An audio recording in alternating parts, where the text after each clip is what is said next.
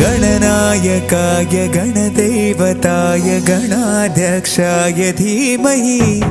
गुणशरीराय गुणमण्डिताय गुणेशानाय धीमहि गुणातीताय गुणाधीशाय गुणप्रविष्टाय धीमहि एकदन्ताय वक्रतुण्डाय गौरीतनयाय धीमहि गजेशानाय भालचन्द्राय श्रीगणेशाय धीमहि